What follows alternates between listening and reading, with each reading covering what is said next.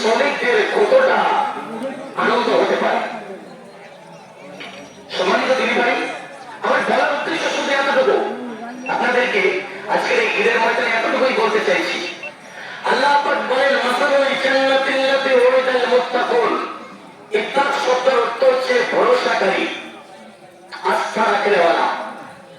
ভাই কোন একজন ব্যক্তিকে বিশ্বাস করে, এই বিশ্বাসটাকে ইত্তাকু শব্দ ব্যবহার করা হয় আরবিতে।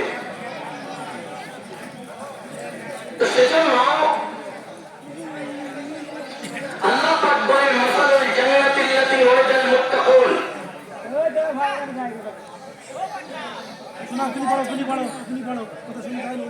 আল্লাহ পাক বলছেন যার ভরসা আমার সাথে থাকবে, আমার উপরে থাকবে,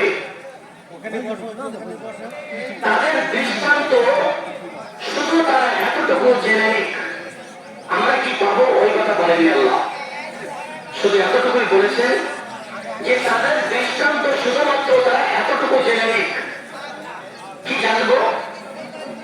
আল্লাহ পাক বলছেন ফিহা আনহারুম মিন মাইন গায়রি আসিন।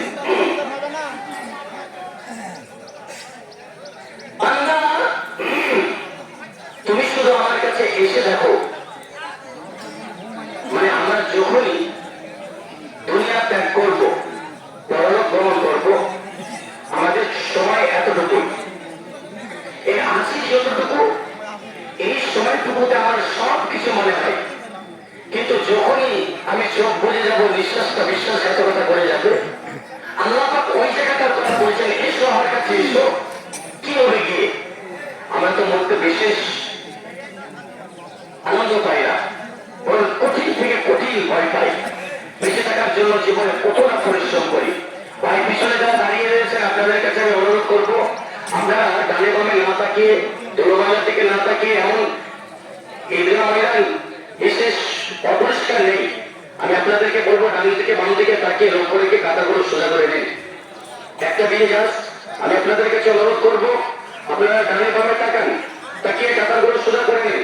যেহেতু সময় আর বেশি নেই, হয়তো খানিকক্ষণ পরে আপনাদের নামাজের বিষয়টা শিখিয়ে দেবো। তার আগে আপনারা